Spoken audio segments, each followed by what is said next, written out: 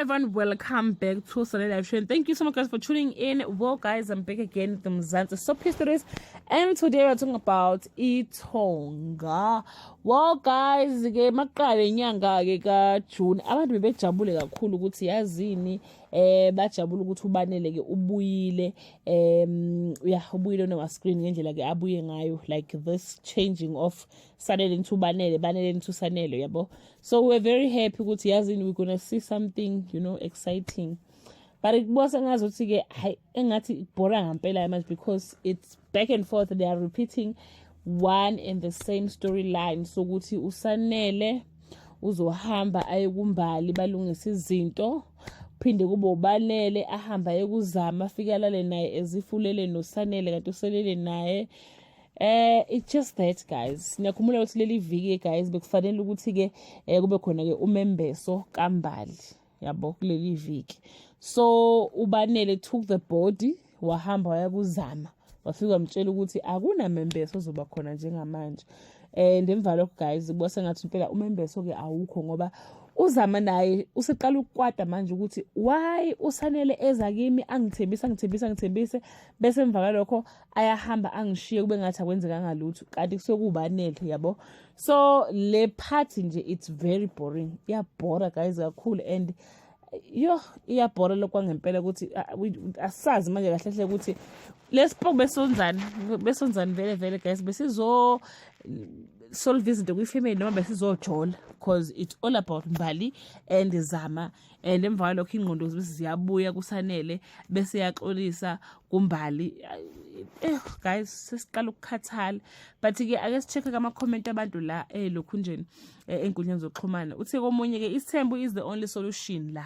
I'm not sure guys, because uSanele akafuna ukuphumela obala asho ukuthi ubuye abe uBanele, uhlulo ukutshela nje abantu ukuthi hey mina ngibuye ngishintshe ngibe uBanele. So I think isithembu can work, yabo. Wathi omunye Sanele is going to get rid of Banele if he ruin things between him and Mbali, but I also don't know why am I confident that Sanele will make it to umembeso. Angikaze afike kumembeso guys. Wasithi ke omunye, it's disappointing to see him prioritize his own interest over the business. We thought he was back to help, but Zama seems to be his real focus. I hate this part, yo. That's why I like feeling Banele to just finish what he didn't enjoy to the fullest before his demise.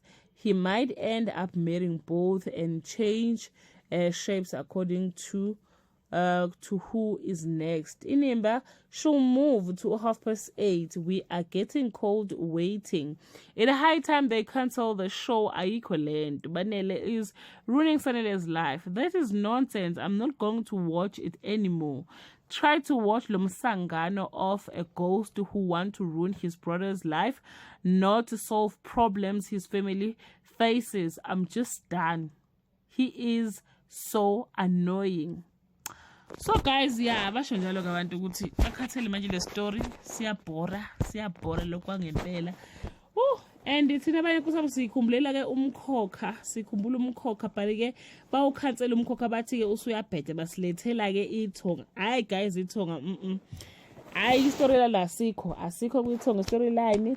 Ngapha siyo Pablo ama construction, like akuna storyline guys lapha yana, asikho storyline. So we don't know guys ukuthi ke how long kungazoba bikho khona ushintsho, because into esifuna guys ukubona nje ishintsho, the change.